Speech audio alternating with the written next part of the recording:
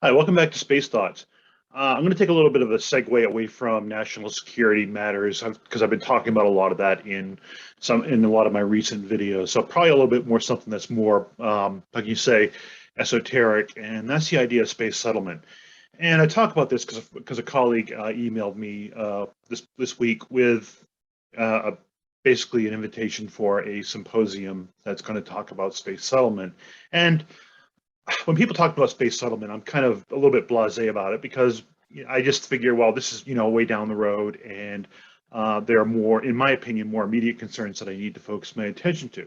But every once in a while, I get asked about what are my thoughts on space settlement, and usually it isn't very popular because I look at what the current international law says, what the not only legal environment but also the policy environment and the geopolitical environment as well, because this is something that's going to be really, really important in terms of not only legalities but politics. Because bottom line is this, legalities, what's legal or not, or what's legal but permissible, is all based on politics, both domestic and both international politics as well. So understand politics is all underlying this. So what do I think about settlement? I think settlement is something that is going to be an issue down the road when we actually have the capability to do it. Now, I know some people like Elon Musk plans to go to, basically quote, settle Mars. And we're not going to use the colonized word just because colonialism has a bad sting to it from back in several hundred years ago when there was a lot of colonialism. But again, the U.S. here was basically the result of colonialism, so I think it wasn't all bad in that respect. But the idea of so I'd stay away from the word colonization because it really takes into consideration the idea that a colony is basically an extension of a state. So in other words, well, let's look at the 13 colonies here in the U.S.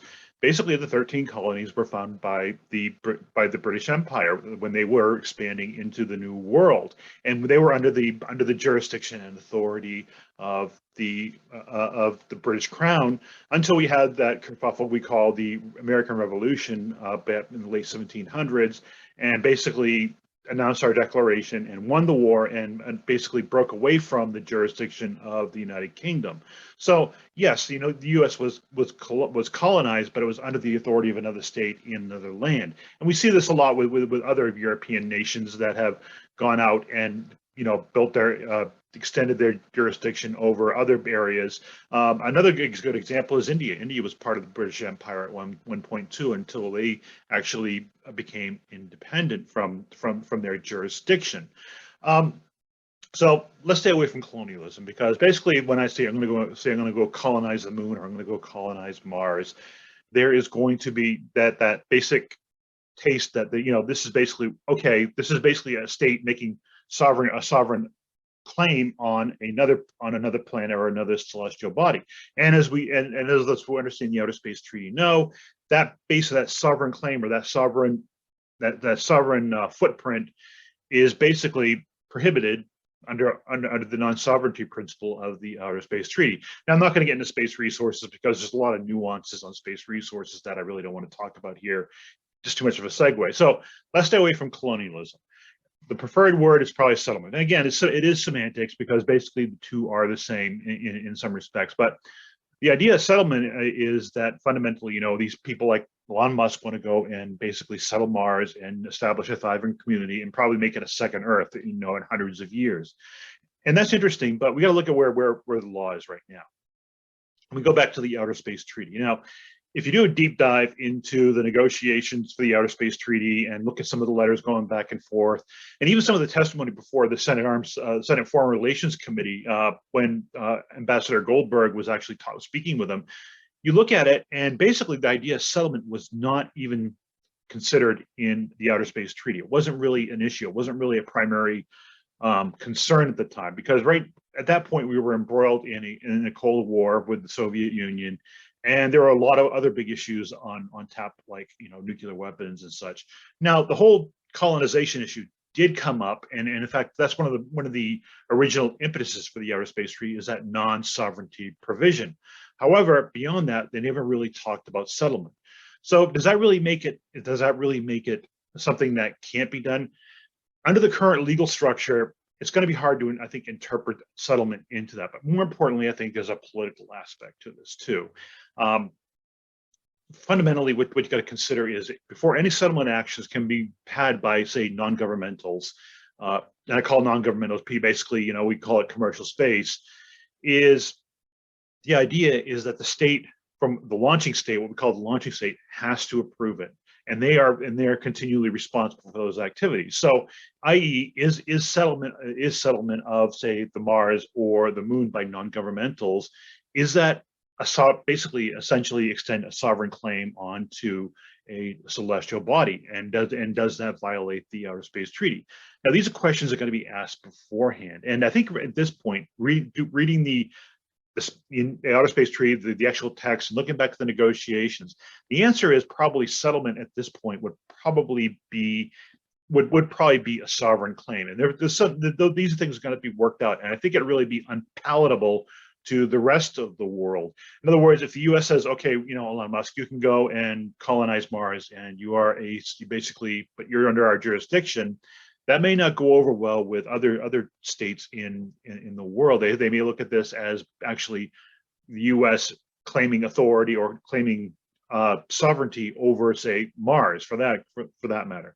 Now, I hear a lot of talk about, well, Mars independence, and I think there's a Mars Constitution being worked on by some individuals. That's all well and nice, but this all goes back. But you still got to look at what the foundational law says right now. So, in my opinion, right now, one of the reasons I really don't deal a lot with this, or spend a lot thinking about this, is the idea that settlement probably is a non-starter at this point, just because the way the law is, just because the way the geopolitical environment is right now. It'll probably be a non-starter. Does that mean it won't actually happen? No, it doesn't. But we're going to have to have a sit down and have an understanding with other nations, other states of the world, saying, look, we want to send our non-governmentals out to these other worlds and establish these outposts and these settlements. And what do you think? And there's going to be a discussion about it. So, like I said, I think the Outer Space Treaty at this point, because it wasn't really a consideration to begin with during the negotiations for it, I don't think I don't think it's really, I won't say it was permitted by the Outer Space Treaty, but wasn't anticipated by the Outer Space Treaty. Now, people can say, well, commercial space activities weren't anticipated either. Well, they were a little bit. They left open the door for the possibility. As it turns out, that door got just flown right open, and now we're actually, very, non-governmental space is very prolific. So the same could happen with settlement. The U.S. could actually take a policy position and say, you know what, we consider this, this a valid interpretation of the Outer Space Treaty. Another route that may actually go on this is using something like the Artemis Accords, or an agreement that builds onto the Artemis Accords, and basically saying, we get together with our partners and say, look, this is we understand we have the Outer Space Treaty is here, but given the current state of technology, given these efforts by non-governmentals, is this something that would be acceptable to the members of the Artemis Accords as basically not so much consistent with the Outer Space Treaty, but not violating the Outer Space Treaty? And I think there'd have to be some discussion among the members of the Artemis Accords, and there had to be, an agreement, a tertiary agreement to the Artemis Accords drafted on the understanding of how this would work out, and how non-governmentals from different states would interact. But I think it could be done, and I think it's a possibility.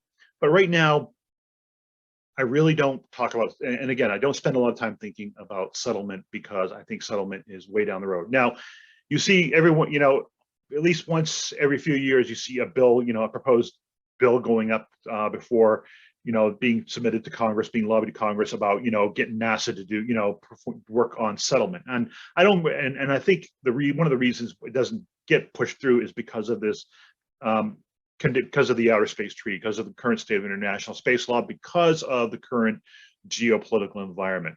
Now, again, this isn't to say it's not going to happen, because I think, like commercial space, once the door is opened on it, it will become very prolific. But I don't think it's going to be something you're going to see immediately, but it's something that might be considered, given, well, if we're going to have actual outposts for a space resource activity, we're going to have to, if people are going to start living there for long periods of time, there's going to have to be a discussion about settlement maybe at that time. But I think that's something that's going to have to be taken up once we get started with it. And this gets back to my belief that basically outer space law should be a little bit behind what's going on. In other words, technology and the ability to do activities is always going to be a little bit ahead of the law. And the law is always going to be playing catch up. And I think that's the way it should be for this particular area and for this particular area. I'm not saying for other areas of technology, maybe there are some preemptive things we should be, should consider. But for outer space activities, maybe the law should lag a little bit behind and just try to maybe get a little bit ahead of it, but not too far ahead of it. In other words, and I think that's the whole idea with the Artemis Accords, is that it's not trying to get too far ahead of technology and capabilities, but it's basically taking a wait and see approach. Once these activities start going and we actually see what the issues and problems are going to be, we can sit down with the partners of the Artemis Accords and talk to them about this idea of, okay, how are we going to resolve this? And I think the same thing is going to go with settlement. We're going to sit down and once we see this is something that's going to happen because of a natural extension of activities that are being performed, say with space resource activity, something we got to sit down and talk about with our partners, talk about with the international community, say, okay, this is going to happen. How are we going to deal with it? What kind of guidelines,